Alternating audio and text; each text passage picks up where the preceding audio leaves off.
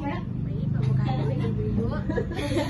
Assalamualaikum warahmatullahi wabarakatuh. Waalaikumsalam warahmatullahi wabarakatuh. Perkenalkan, nama saya Isfara Reisha Azhara. Gimana namanya? Oh belum. Apa gimana? Perkenalkan, nama saya Isfara Reisha Azhara. Saya mahasiswa semester 2 dari Universitas Cendekia Pritama, Fakultas Ilmu Keperawatan. Di sini saya akan memberikan promosi kesehatan tentang apa itu osteoporosis. Ya. Sebelumnya di sini ada kenali, cegah, atasi osteoporosis. Di sini ada yang namanya silent disease. Osteoporosis biasanya tidak memiliki tanda-tanda atau gejala khusus sampai akhirnya terjadi fraktur.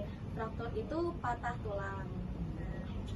Karena inilah osteoporosis sering disebut dengan silent disease. Jadi silent disease itu penyakit yang terjadi tanpa ada tanda-tanda dan gejalanya, Ibu.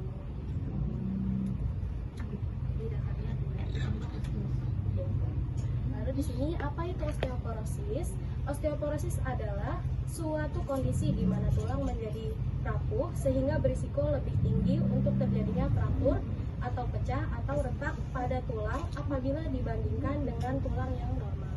Jadi kalau misalnya osteoporosis ini tuh kalau misalnya dibandingkan dengan tulang yang biasa, kalau misalnya tulang biasa kena cedera dia masih kuat, Bu.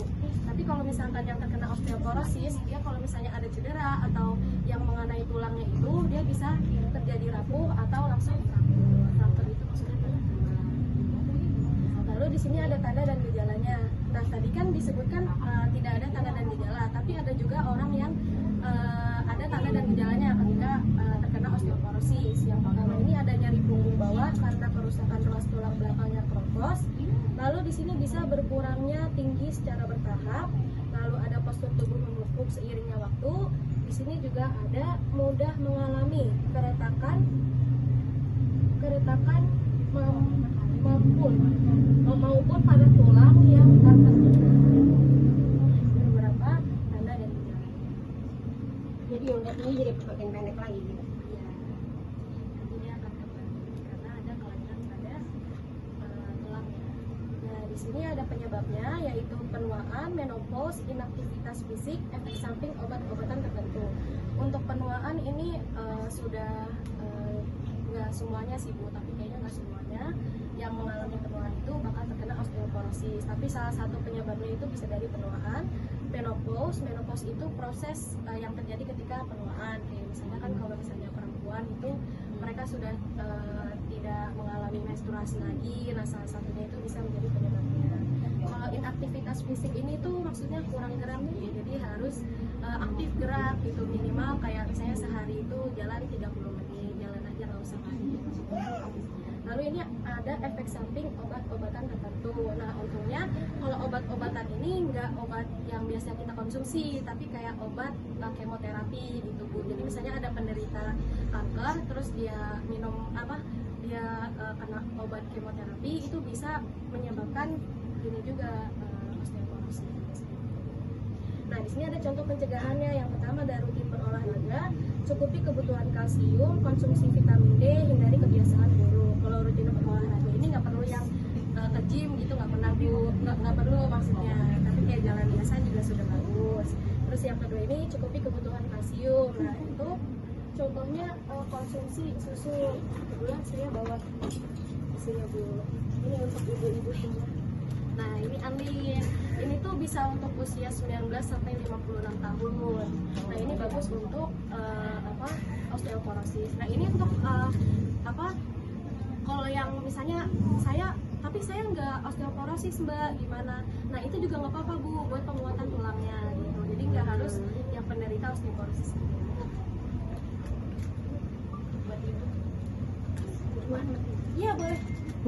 Nah, terus di sini ada konsumsi vitamin D kayak vitamin itu suplemen. Lalu ada hindari kebiasaan buruk. Maksudnya kebiasaan buruknya itu kayak mengkonsumsi makanan-makanan yang kurang sehat, gitu, yang kurang sayuran, gitu. Ini cara pencegahannya. Lalu di sini yang terakhir ada pengobatan yang dapat dilakukan, yaitu ada pengobatan medis, merubah pola hidup, berjalan kaki, senam, penguatan sendi dan tulang. Ini nggak harus rutin, nggak apa-apa, Bu. Kalau yang senamnya itu bisa diusahakan sehari 30 menit jalan kaki keluar dulu bersahabat. Terus kalau pengobatan medis ini nanti dapat obat dari pengobatan medisnya ini dari rumah sakit, kayak misalnya konsul ke rumah sakit gitu. Terus merubah pola hidup yang tadinya makan makanan yang kurang sehat jadi ke makanan yang lebih sehat gitu, diubah ke sayur-sayuran. Lalu di sini ada berjalan kaki yang tadi saya bilang. Jadi jalan kaki minimal 30 menit sehari itu udah cukup.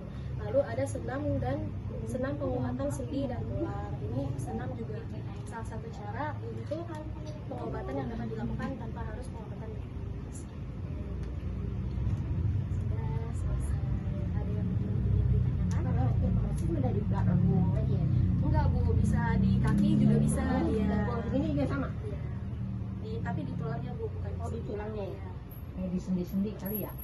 Kalau sendi kan asam urat kali ya. Iya, Ya, beda emang. beda Bu, karena dia tulang. Iya ya. Iya, ini mah asam urat ya, ini mah. Kalau kata kita mah batok ya. Batok Saya apa? Penyambungan apa tuh? Iya. Penyambungan ini nih. Kalau Antara kata ini mah dengkul lutut. Itunya ya, batoknya gitu.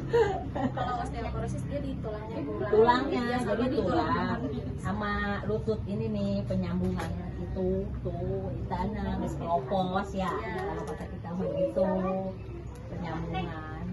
Jadi ini kalau minum susu kan biar nambah ini Kalau misalkan nambah kuat. nggak doyan gitu. Oh, bisa diganti sama sayur-sayuran gitu. Kalau enggak konsumsi vitamin, suplemen gitu. Ada lagi yang mau ditanyakan? Terlihat lebih ini udah cukup. Baik, kalau begitu saya tutup. Iya. Terima kasih atas Iya. perhatiannya. Di sini saya ada leafletnya juga Ibu. Ini semacam brosur itu osteoporosis. Ini boleh dibaca-baca. Nanti kalau misalnya Ibu mau baca-baca juga boleh sih sama saya.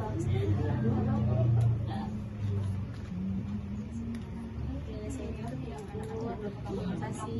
Assalamualaikum warahmatullahi wabarakatuh. Waalaikumsalam. Silakan Pak.